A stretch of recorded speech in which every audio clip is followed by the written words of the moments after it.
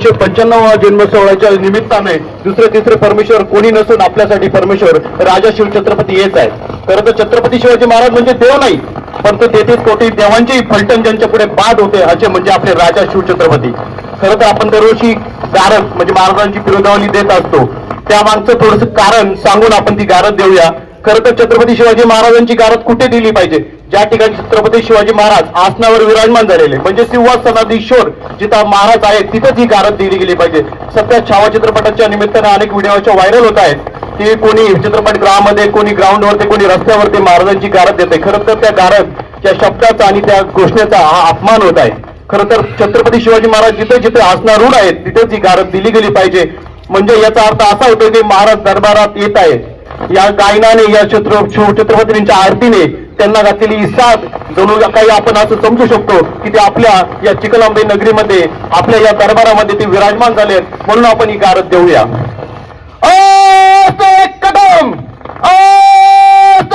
कदम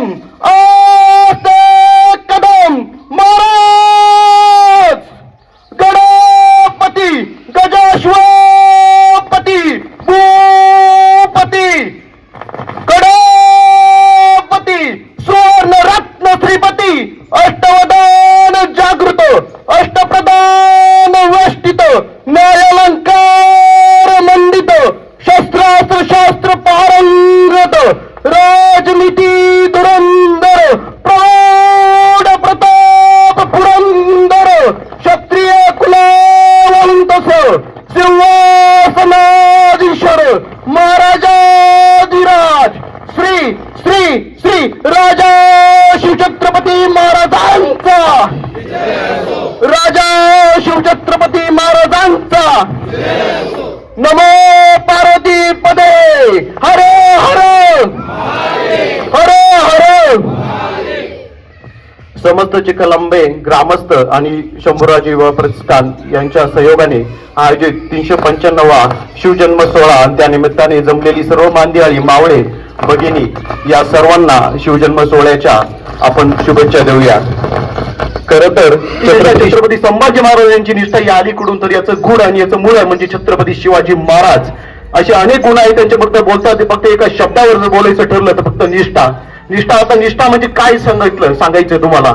छत्रपती शिवाजी महाराजांनी अनेक मावळ्यांना फक्त एक कानमंत्र दिला का स्वराज्य. स्वराज्य म्हणजे आपलं राज्य, तुझं माझं सर्वांचं आपलं राज्य, परकीय आक्रमणांपासून मुक्त असलेलं राज्य म्हणजे स्वराज्य. फक्त खांद्यावर हात टाकत होते आणि सांगत होते हे स्वराज्य आपल्याला मिळवायचे. माता भगिनींच्या संरक्षणासाठी, इतर दिन दबल्या गरिबांच्या लेकरांसाठी आपल्याला स्वराज्य मिळवायचंय. आणि आयुष्यभर ते मावळे त्यांचेच होऊन राहत होते, राहतच नव्हते तर शेवटपर्यंत मातीत रक्त मिसळेपर्यंत त्यांच्या बरोबर लढत होते. निष्ठा म्हणजे काय सांगायचं झालं तर तानाजी पोराचं लग्न सोडून तानाजी कोंडाणा घ्यायला गेले आणि गड गेला पण सिंह आला होता. जो त्याची केसरकर नाव घेता येईल, कोंडाची फरचत नाव घेतील, असे सगळे मावळे ते महाराजांनी या निष्ठेने जोडलेले होते. हीच निष्ठा छत्रपती संभाजी महाराजांमध्ये उतरली होती आणि त्यांनीच पुढे 9 वर्षे 125 लढाया लढल्या. 1681 ते 1689 या कालखंडामध्ये लढलेल्या 125 लढायांचं मूळ आणि गुण म्हणजे फक्त हे निष्ठा.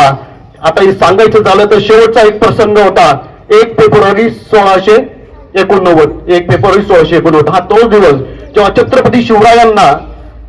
छत्रपती शिवरायांचे पुत्र आणि स्वराज्याचे धाकले बहिणी छत्रपती संभाजी महाराज यांना अटक करण्यासाठी मुघल सैन्य आले. मकरब खान आलाय. मकरब खान किती 5000चं सेनासागर घेऊन तो पन्हाळ्याहून संगमेश्वराच्या दिशेने निघालाय. ही बातमी पोहोचते. पन्हाळ्याचे जे किल्लेदार होते मालोजी बाबा घोरपडे, वय वर्ष 60.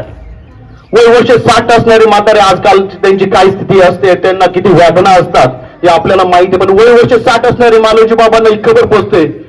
मालोजी बाबा कलबलून उठतात, म्हणतात अरे माझा राजाला जर कैद होणार असेल तर त्याच्या आधी मला तिथं पोहोचलं पाहिजे. म्हणजे मकरब खान 5000 सेनासागर घेऊन छत्रपती संभाजी महाराजांच्या दिशेने संगमेश्वराकडे जातोय. त्याचं अंतर आणि मालोजी बाबा असणारे पन्हाळगडावर ज्याचं अंतर यात खूप फरक होता. पण तरी मकरब खानाच्या आधी मालोजी बाबा वय वर्ष 60 घोड्याला टाच मारली आणि सांगितले मी आता संभाजी महाराजांच्या सुटकेशिवाय मी आता श्वास सोडणार नाही. ते संगमेश्वराच्या जवळ आले. संगमेश्वराच्या जवळ आणि सरदेसांच्या वाड्यामध्ये एक कसबा गाव आहे. त्या कसबा गावाच्या जवळ छत्रपती संभाजी महाराज काय आपल्या निवडक मावळ्याचे अतिशय मोजके मावळे होते, 50-60 किंवा 100 जास्तीत जास्त मावळे तिथे उपस्थित होते. त्या मावळ्यांसमोर मालोजी बाबा घाईघाईने आले. नावडी जवळ करा. तो मकर खान इकडेच येतोय, परंतु सर्व वाट्या चारी दिशांनी या दाटलेल्या होत्या. चारी दिशांनी मुघल सगळ्या बाजूने त्यांनी वेढ घातला होता. परंतु छत्रपती संभाजी महाराज त्यांना सांगताय, मालोजी बाबा, पळून जाणं हे स्वराज्याच्या आणि आमच्या रक्तात नाही. लढू इथंच, मरू इथंच, भिडू इथंच. ही निष्ठा, ही मालोजी बाबांची निष्ठा आहे. मालोजी बाबा सांगताय, राज आम्ही मेलो तरी चालेल, पण लाखांचा पोशिंदा जगला पाहिजे. आणि तुम्ही नावडी जवळ करा. राज तुम्ही जगला तर स्वराज्य आहे, आणि तुम्ही आहे तर स्वराज्य आहे, म्हणून तुम्ही नावडी जवळ करा. आणि दोन्ही हातात नंग्या तलवार घेऊन वरचे 60 असणारे मालोजी बाबा घोरपडे वयाची जीवाची बाजी न करता धडाधड लढत होते. कापा त्यांनी कत्तल आरंभले होते. रक्ताची रांगोळी, नित्य प्रेतांची आरास आणि नित्य किल्लोऱ्या सगळीकडे पसरल्या होत्या. वयाचे 60 असणारे मालोजी बाबा, त्यांना काय गरज होती, उतरदार होते, रिटायरमेंट घेऊ शकले असते, पण निष्ठा ही शिकवली छत्रपती शिवाजी महाराजांनी परावर्तित झाली संभाजी महाराजांमध्ये आणि लढले ते मावळे. दुसरी घटना त्याच पुढे म्हणजे 32 शिराळा मार्गे बहादूरगडाकडे छत्रपती संभाजी महाराजांना कैद करून घेऊन जात होते. आता तुम्हाला आम्हाला एक प्रश्न आहे की एवढं मोठं आपलं स्वराज्य, आपला राजा कैद होतो, आपले भाकलदानी कैद होत आहे, स्वराज्याचे छत्रपती कैद होत आहे, इतक्याची कानकोण कोणाला लागली नसेल का? याचा पराक्रम म्हणजे यांना सोडून आणण्याची कोणी पराकाष्ठा केली नसेल का? ती केली होती, ती म्हणजे ज्योत्याजी केसरकर नावाच्या मावळ्यांनी. ज्योत्याजी केसरकर म्हणजे छत्रपती संभाजी महाराजांची सावलीच. सदा 24 तास त्यांच्या बरोबर असणारे ज्योत्याजी केसरकर तेव्हा पुनव गावाच्या जवळ होते. त्यांना ही खबर लागली, जेवत्या ताटावरून उठले. निष्ठा म्हणजे काय ते बघा.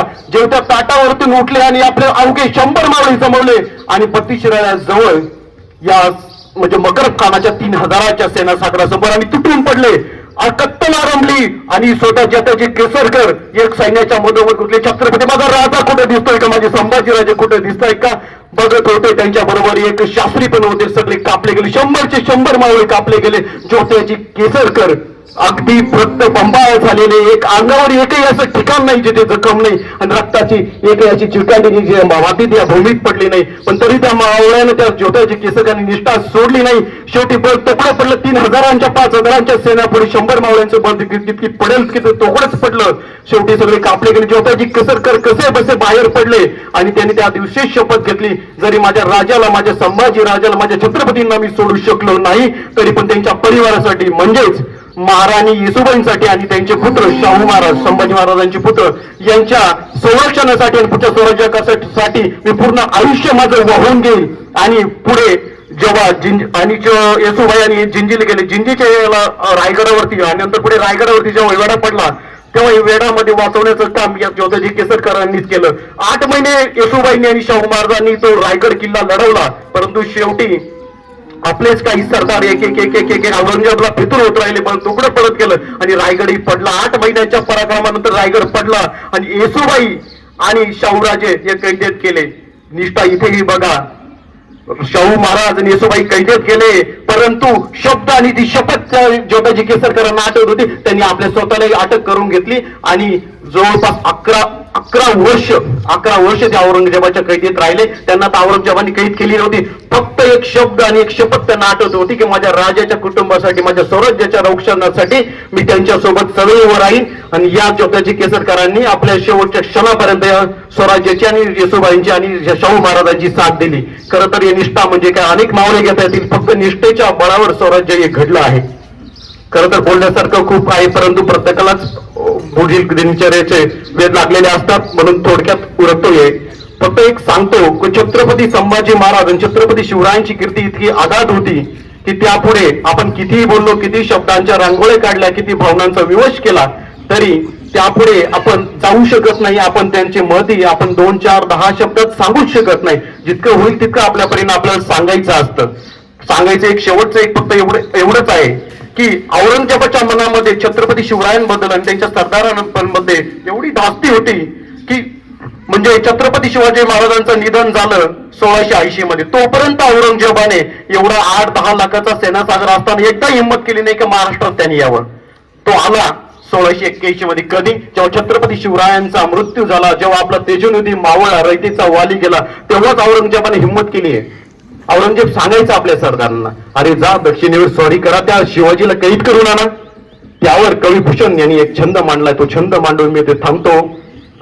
जोरी गरी जय चुमले के हो के समेट पर तोरी हरि खंड खंड जुमिला हो की नरेश पर भूषण आसाम रूक रूम बलक पुकारे जय चीन सिलट दर जलदि जहाज पे सौबई उमरावन की हट गुरताई देखो कहीं नवरंग जब साई सिरताज पे बिगमंगी कहिए बिन मनसब रहिए पर न जाइए महाबली शेर शिवराज पर. याचा अर्थ असा की औरंगजेब सांगत होता सरदारांना अरे जा दक्षिणेवर स्वारी करा त्या छत्रपती शिवाजी महाराजांना तुम्ही कैद करून आणा त्याला धडा शिकवा. तेव्हा त्याचे जे सरदार होते जे मुघल सैनिक होते ते सांगायचे ज्यापणा तुम्ही जर आम्हाला सांगाल तर तुम्हाला आम्ही आसाम जिंकून देऊ, आम्हाला तुम्हाला रोम जिंकून देऊ, तुम्हाला बलक जिंकून देऊ, तुम्हाला सारे प्रदेश जिंकून देऊ. तुम्ही जर म्हणाल तर आम्ही तुम्हाला जागर चीन आणि सिलट सुद्धा जिंकून देऊ, परंतु आम्हाला दक्षिणेवर स्वारी करायला सांगू नका. एक वेळेस आम्ही भेट मागून खाऊ, एक वेळेस आम्ही मनसब घेणार नाही, पण आम्ही त्या महाबली पराक्रमी छत्रपती शिवरायांवरती पराक्रम करायला जाणार नाही. इतकी ध्यास्ती इतकी व्याप्ती आपल्या छत्रपती शिवरायांची त्या काळी होती. त्यांच्या कुशीत आणि त्यांच्यात मुशीत वाढलेले छत्रपती संभाजी महाराज ते कुठेतरी मागे राहतील आणि कपट कारस्थान छत्रपती संभाजी महाराजांना अटक झालीये. उघड मैदानात जर छत्रपती संभाजी महाराजांबरोबर औरंगजेब लढला असता तर भारताच्या इतिहासाला कलटणे देणारा तो दिवस नक्कीच उलटला असताना नसतं. इंग्रज डच न फ्रेंच कुठलंच परकीय आक्रमण भारतावरती राहिलं नसतं. भारत आज आपण ज्या स्थितीत बघतोय त्या स्थितीपेक्षा कमीत कमी 10 पटीने जरी पुढे राहिला असता. 395व्या शिवजन्म सोहळ्यानिमित्त येथे जमलेल्या सर्व नागरिकांचे मनापासून आभार. येथेच थांबतो. छत्रपती शिवाजी महाराज